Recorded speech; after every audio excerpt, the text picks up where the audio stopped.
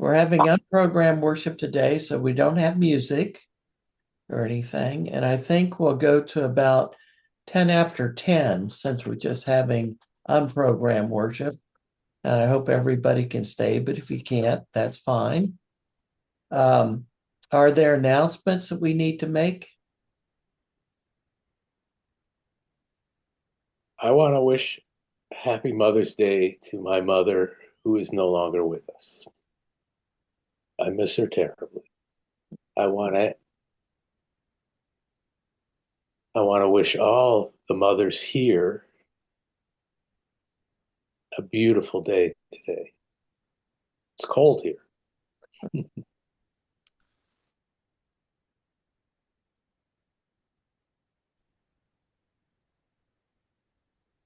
How about joys and concerns to share? Well, last Monday,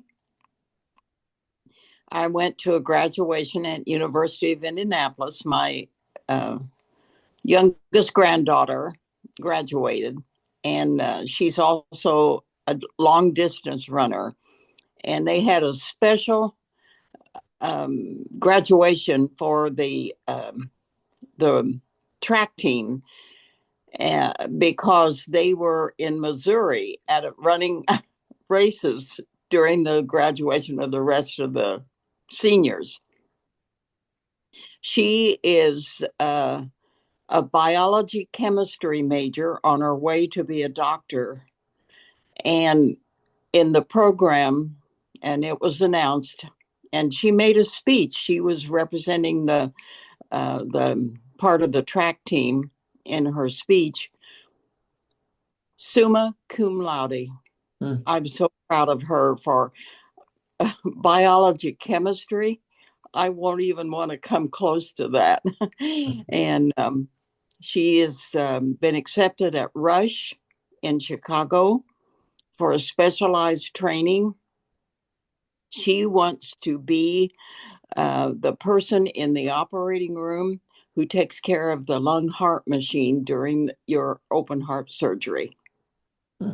So she's going to keep you alive while you're having surgery, and whatever kind of surgery it's going to be. But anyway, um, I'm really proud of her efforts and her running. She does 10,000 meters in one race one day. The next day, she runs a 5,000. And so she just keeps moving.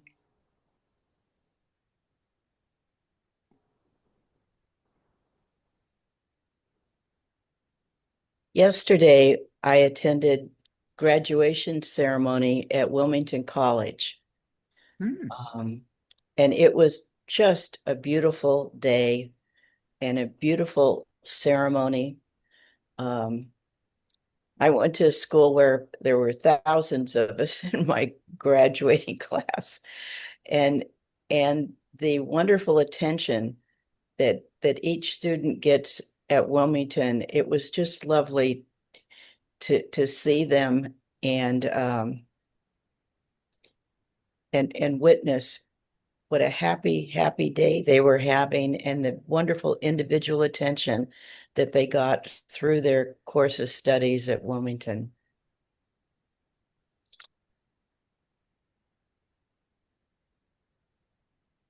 When Well, we had the joy of attending my oldest grandson's college graduation here at Point Loma University in San Diego. But unbeknownst to us, our son was the main speaker. Oh,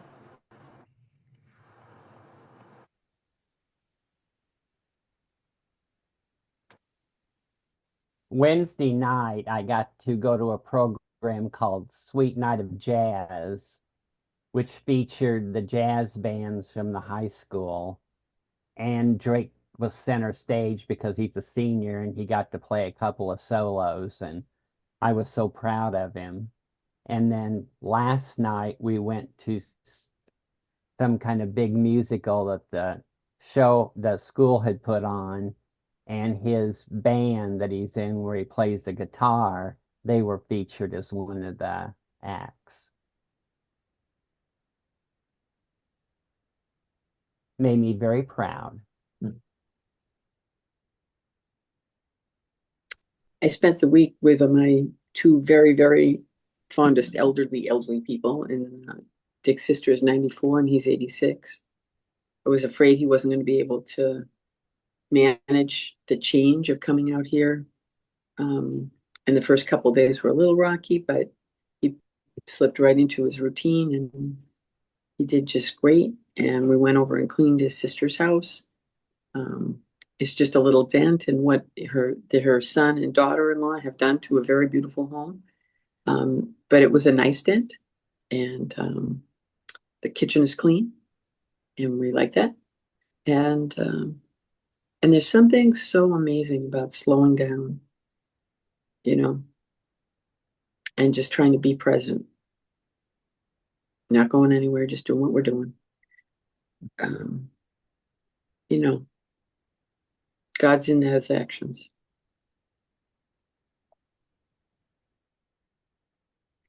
I have maybe both a joy and a concern. A little different from all of you are talking about people, events, and friendships. Some of you saw Louis a few weeks ago, briefly, I think. And Louis turned, in people years, turned 105 this week. 28 years older than any of our other six Cavaliers did. His days are numbered now. He's confused and awkward and having a hard time getting around. He's deaf, mostly blind and running into things, as am I. But he's not ready to give up yet. According to Google, it says while it's possible for a well cared for Cavalier to live to 15, it's a rare accomplishment, and many die several years before that age due to genetic health issues. So I'm fortunate to have him this long. I'm sure Sue can identify with this. She lost her close friend several months ago, and we're going to miss him. He's also the last Cavalier that Jody and I shared.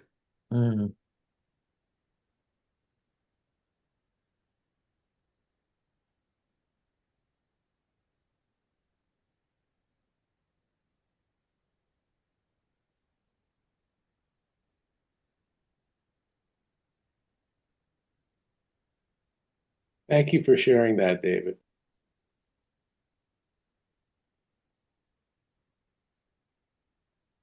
Well, we do have much to be joyful about, and there's much in our life that's bittersweet at times.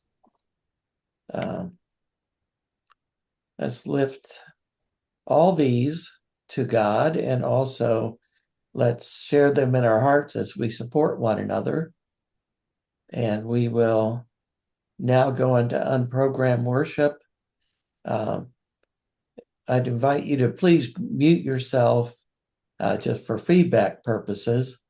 But if you feel led to speak, unmute and share what's on that God has laid on your heart to share.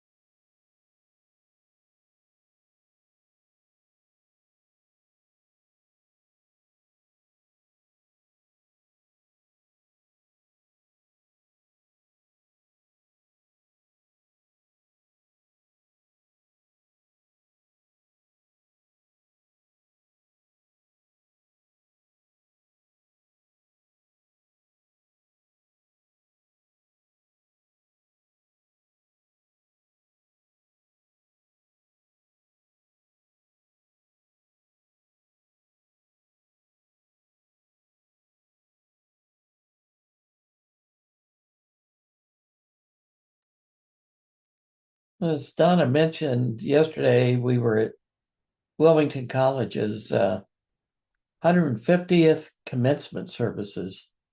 Uh, and it was a wonderful time. I've sat through so many of those, either as a board member or my own, and the speakers are normally not all that engaging to me. The one yesterday was amazing. A fellow named Gary Hirsch, HIRSCH, if you'd like to look him up as an artist, he's online. He's a graduate of Earlham and told a couple Earlham stories, but he did some activities to engage both the students and then the people in the audience. And one of them that really struck me, I mean, they all did, they were quite thoughtful because his goal is to create more joy in this world. But one of the things he had us do, everybody, was to look for something that was red around us and start counting how many red things we could see, which sounds kind of silly, but so we started, and I have to admit, there were a lot of people had red on with their doctoral hoods and so forth, and people in the stands with red dresses, red shirts. There were red exit signs. And his point was that too often we go through life without noticing the amazing around us.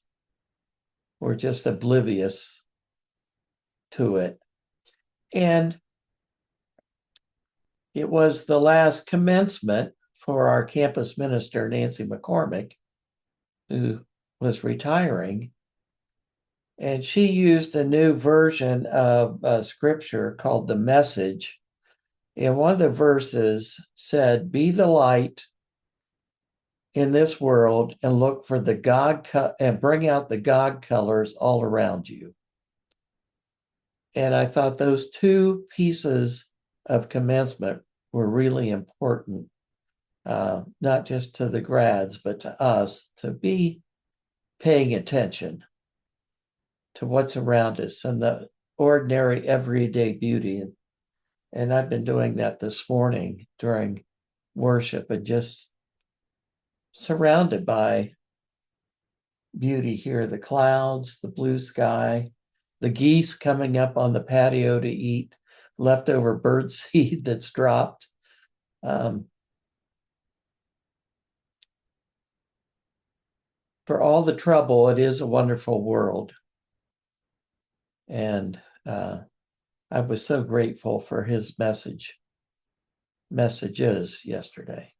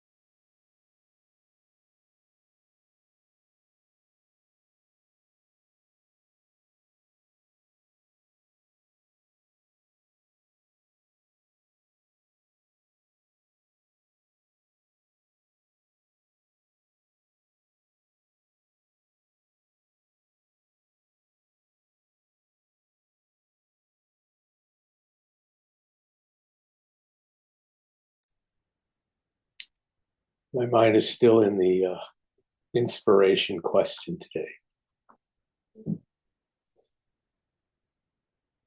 Inspiration is seeds for passion. Bill speaks about the beauty of this world. I know it well. I think we all do. But when I see passion, I see the light in a person. That is incredible beauty too. Passion, just in this, what do we have? 10 people, 11 people came out through this little screen. And I thank you for it. Because as I said, people are taking so much from us in this world. It's a pleasure to have this given to us.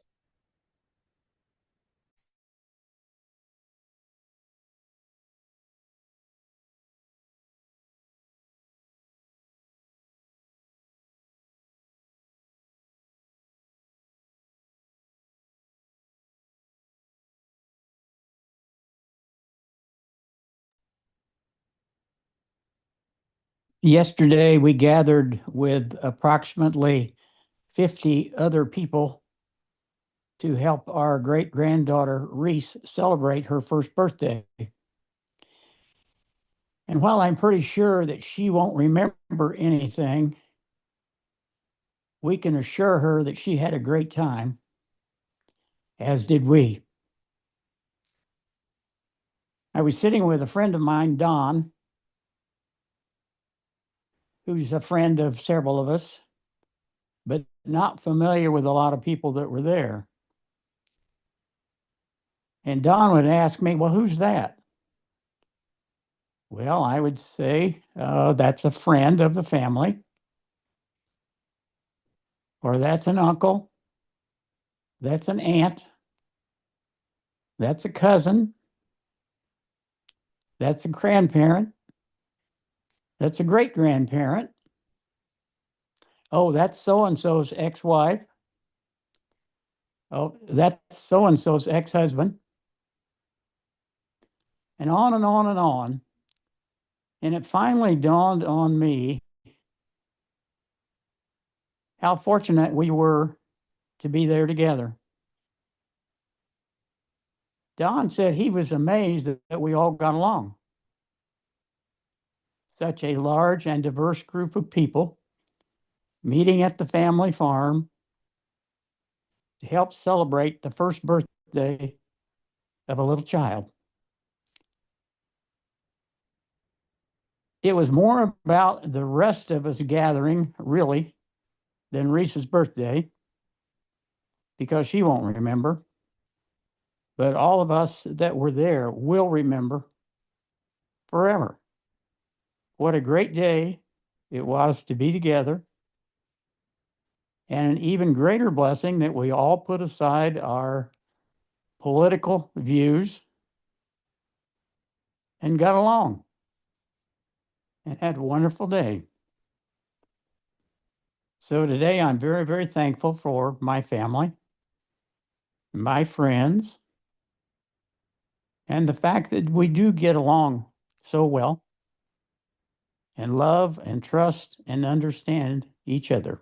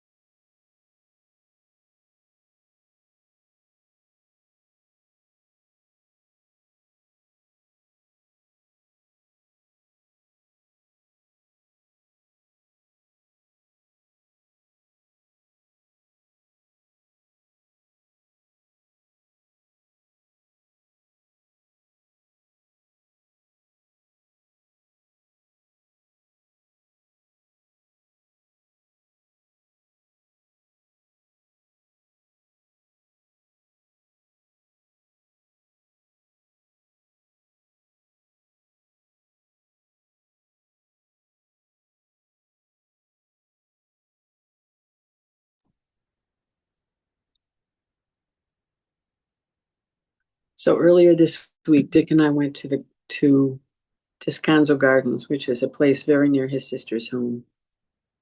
And we walked up a very steep hill and got to the top, and look, they had a little exhibit, and then we walked down. And while we walked together, he once in a while, he wants to hold hands, where that was never one on his list of things to do. And his gait has changed. He takes littler steps, and he's slower. And I try to match it. And if I'm not paying attention, I'll go back to the way I walk. And when I'm doing that, my mind is going a million different directions about different things. When do I get to mop this kitchen floor, or whatever? And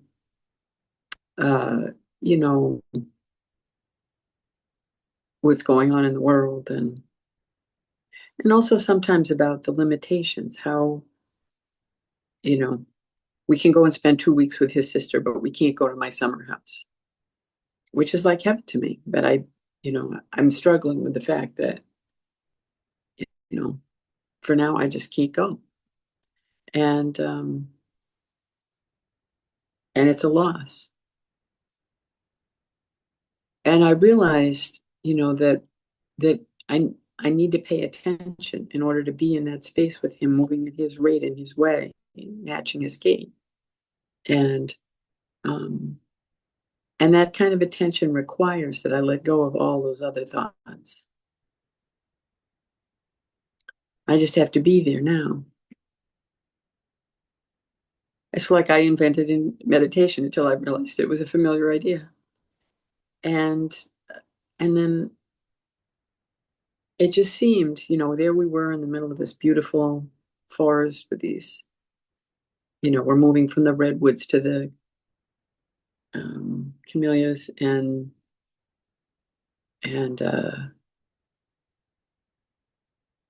it just felt like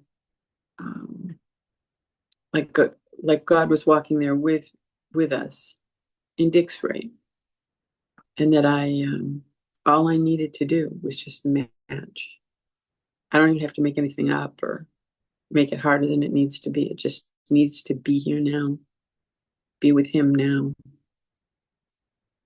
It's so hard to be in his shoes. Everything is so opaque. A lot of time, he was never exactly Mr. Chatty Cathy, so it's always been a little hard to read him, but and sometimes he's a little more conversational about things than he used to be, but he hasn't got all the words all the time, and he never did. He was not, as they say, a word guy, and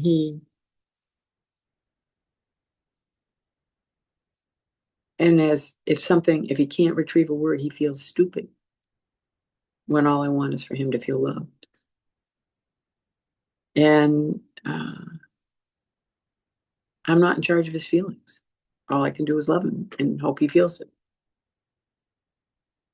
And it just felt as though this particular time where we're spending that much time with his sister, I rented the room next to us. Got the room next to us, so she's right next to us. She eats breakfast with us every day, and where we only get to make a little dent in her life. It feels as though just even watching the two of them, that this is like an insanely God-infused moment. And it's not like a lightning bolt hits. It's like the tide comes in and the tide goes out.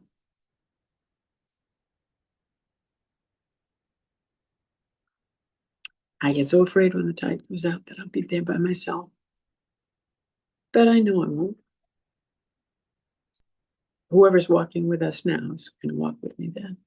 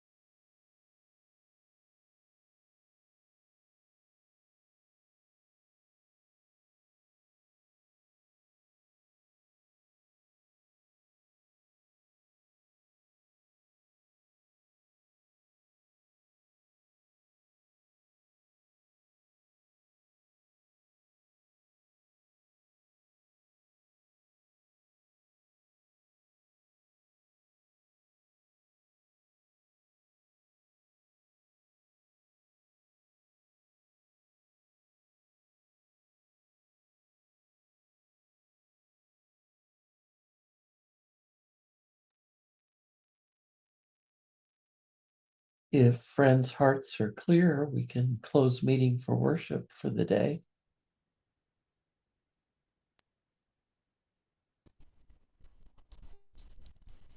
Everybody have a good day and happy Mother's Day. Yeah. Thank you, everybody, for sharing. Happy Mother's